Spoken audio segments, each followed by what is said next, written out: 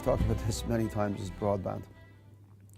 I think any one of your questions that you ask will, its outcome will be predicated on having a world-class, ubiquitous, high bandwidth, low cost system. And that's important for so many reasons. If you think about it as a society, broadband in the 21st century is going to be as important to our society and the well-being of our society as the roads infrastructure are today, and we've made lots of improvements, as you know, in those.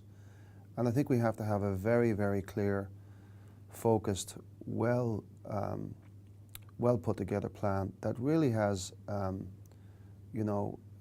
high ambitions in a short period of time, because we're in catch-up mode. And we need to recognize that, and we need to focus on it and build a plan that has some very short-term tactical aspects to it, and then deliver something that's really, really in the top, 10 percentile around the world. Well, we wouldn't be here if we didn't have the right broadband. I mean, Microsoft just would not be able to function, and many other companies would not be able to function. So I'd be totally unequivocal on that. It's interesting in people's lives, the demand for services over the internet is not going to decrease, it's going to increase exponentially. I mean, there's no doubt about it. I just look at my own home, and you look at the kids we have and the lives they lead, and we're fortunate that we have a PC at home and that they can use it, and they don't watch TV anymore. It's much more about internet. It's much more interactive with their friends. They read newspapers, but they do a lot online as well, and you see that more and more. And I think the challenge is that if we don't grasp this problem pretty quickly of giving broadband to everyone, we will have a very divided society in this country, which would be terrible. We'll have a big divide between the people that have broadband and can participate in the world and in society and learn and enrich themselves, and the people that cannot. And I don't think we should have that kind of divide. I will say, for my local geography, where I'm at in Dublin, I'm happy with the service that I have. I think others across the country are challenged. Whether you're on the outskirts of Limerick or in the city center of Limerick or to the city center of Dublin, it should be consistent. And I think that's where we're missing. So I think people are struggling with connectivity.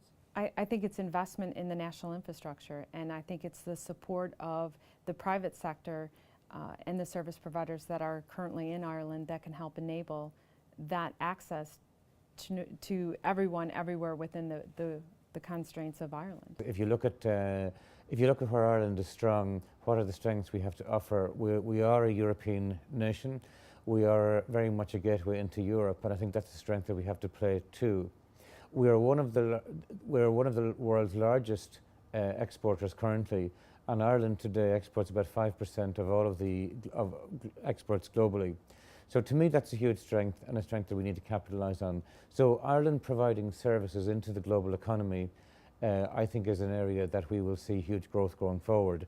If you marry that into ICT, which will grow as a sector, I think at a ratio of 3x a lot of other sectors going forward, to me that gives us two of the magic ingredients that I think we'll need to be successful going forward. Now, underneath that, we have to have the infrastructure.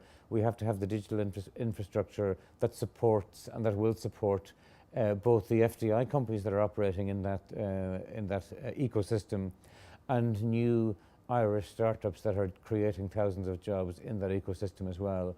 So that's why I see the building out of that digital infrastructure as being a critical component and a critical foundation stone, if you like, to our success going forward. Broadband it's a crucial topic. It really is. I know you described it as one area of infrastructure, but it's a key area of infrastructure.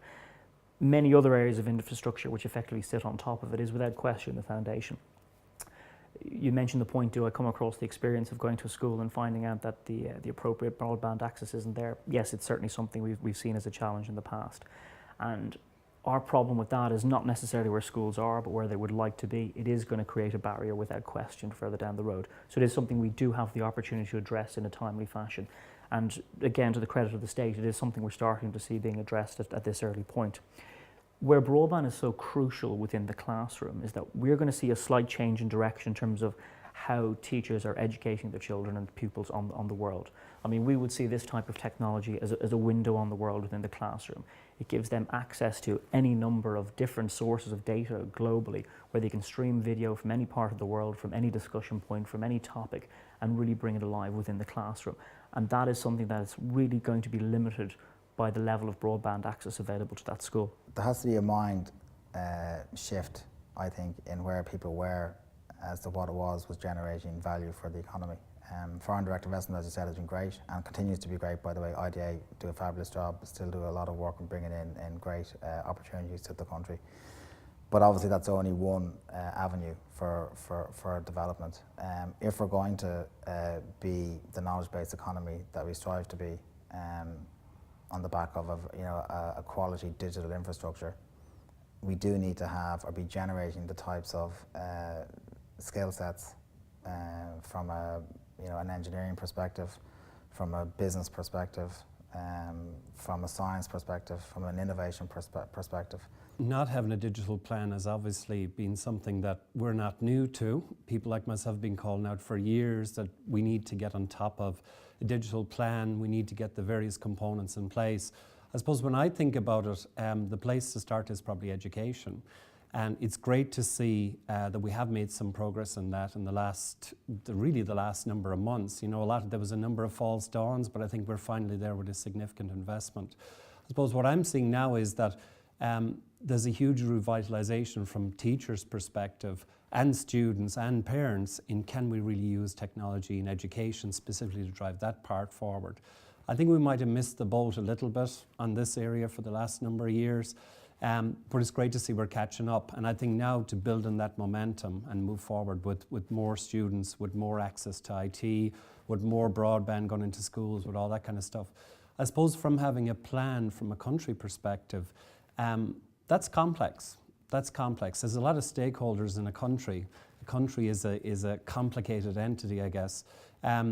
Having probably a single entity with responsibility for rolling out a plan, to me, would be the critical part of this to make it work going forward. As the old Kissinger quote is, if you don't know where you're going, all roads lead to nowhere. Right now, we seem to be lacking in a focus.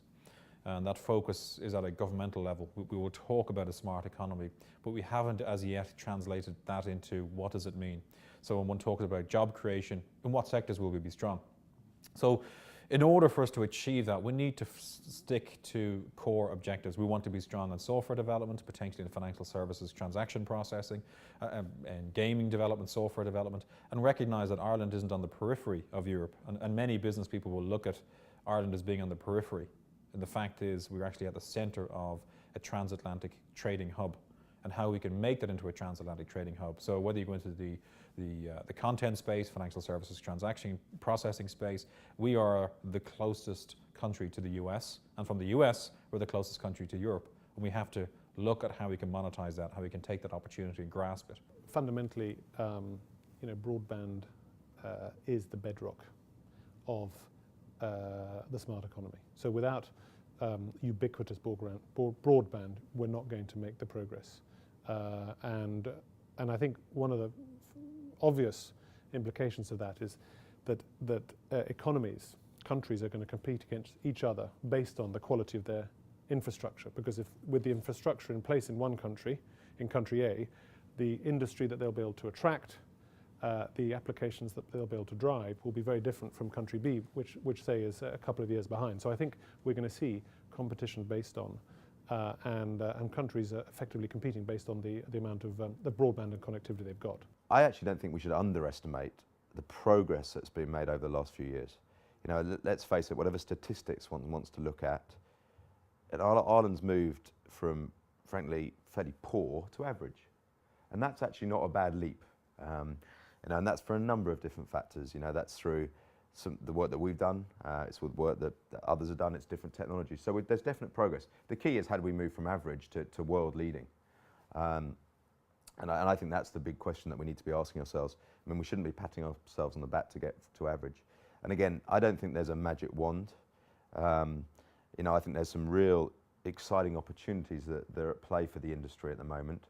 There's a number of different technologies being rolled out, whether it's what UPC are doing on cable, what Imagine doing on WiMAX, what the mobile operators are doing at LTE, of course, what we're doing ourselves with our significant investments in things like LLU, and of course, Aircom talking about NGA themselves. I mean, there's a number of encouraging aspects, and not least, of course, the rollout of the National Broadband Scheme, which, let's face it, people today on the Aran Islands can get 2 megabits. That's good. I mean, there's people in the Highlands of Scotland or Islands of Scotland that would be envious of that. So there's a number of things that are going to come together. I personally do not think it's realistic to expect a Singapore-type scenario. I don't think the public finances are positioned to do that. However, as you quietly said, how do we move from average to good? From average to good to great? I think there's a number of plans in play which will help us do that. And I think we will see greater collaboration over the next 24 months between industry players.